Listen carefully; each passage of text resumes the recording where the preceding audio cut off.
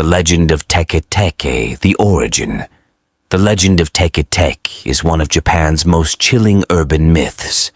It tells the story of a young woman who met a gruesome end and whose restless spirit now haunts the living. This tale, whispered among children and teenagers, serves as both a ghost story and a cautionary tale. Many years ago, in a small town in Japan, lived a high school girl named Miki. Miki was known for her beauty and her kindness, but she also harbored a deep sadness. Her family life was troubled, and she often found solace in long, solitary walks. One evening, after a particularly harsh argument with her parents, Miki decided to take a walk to clear her mind. As dusk fell, she wandered further from her usual path and found herself near a desolate railway crossing. The tragic accident. The railway crossing was infamous in the town for its poor maintenance and the frequent accidents that occurred there. Miki, lost in her thoughts and tears, didn't hear the approaching train. By the time she noticed the rumble of the tracks and the blaring horn, it was too late. In a horrific accident, she was struck by the train and her body was severed in half at the waist. The train conductor, horrified by what had happened, reported the incident, and the authorities arrived to find Miki's upper and lower halves separated, her lifeless eyes staring up at the night sky. Her death was instantaneous, but her anguish and pain were imprinted on the site. The haunting begins. In the weeks following Miki's death, strange occurrences began to be reported around the railway crossing. Late at night, people claimed to hear a scratching noise, like fingernails on metal, and an eerie, dragging sound. Those brave or foolish enough to investigate often reported seeing a ghostly figure, a young woman severed at the waist, using her elbows to drag her upper body along the ground. The locals soon gave her a name, Teke Teke, mimicking the sound she made as she moved.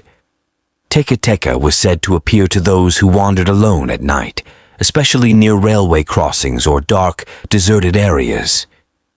Her ghost was driven by a relentless, vengeful rage, and she sought to inflict the same fate upon others that she had suffered.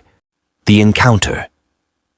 One evening, a high school boy named Hiroshi was walking home from a late-night study session. He had heard the stories of Teke Teke, but dismissed them as mere superstition.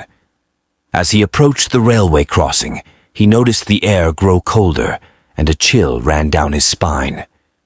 Ignoring the uneasy feeling, he continued on his way, his thoughts on the upcoming exams. Suddenly, Hiroshi heard a faint scratching sound behind him. He quickened his pace, but the sound grew louder, closer. He turned his head slightly, and out of the corner of his eye, he saw her, the upper half of a woman, her long hair matted with blood, dragging herself towards him with unnerving speed. Terror seized Hiroshi, and he broke into a full sprint, his heart pounding in his chest. He could hear the sickening Teke Teke sound growing louder, and a cold, raspy voice called out, "Where are my legs?" The legend spreads. Hiroshi managed to escape that night, but he was left traumatized by the encounter. He told his friends about what he had seen, and the story spread like wildfire. Soon, everyone in the town knew about Teke Teke. The legend took on new details with each retelling.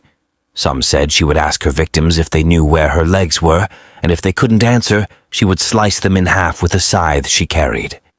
Others claimed she could be appeased if you offered a respectful apology or directed her to the nearest hospital, though these methods were unproven and often dismissed as hopeful thinking. The fear of encountering Teke Teke kept many students and townsfolk indoors after dark, and the once bustling nightlife of the town dwindled. Variations of the tale. As the years passed, the story of Teke Teke evolved and spread to different regions, each adding their own variations. In some versions, Teke Teke was a victim of bullying, driven to suicide by her tormentors before becoming a vengeful spirit. In others, she was a World War II era woman who fell onto the tracks during an air raid and was severed by an oncoming train. In certain rural areas, it was said that Teke Teke could appear in broad daylight, her presence heralded by the sudden appearance of crows or the inexplicable feeling of being watched. Schools would sometimes hold assemblies warning students about the dangers of wandering alone at night, citing Teke Teke as a real threat.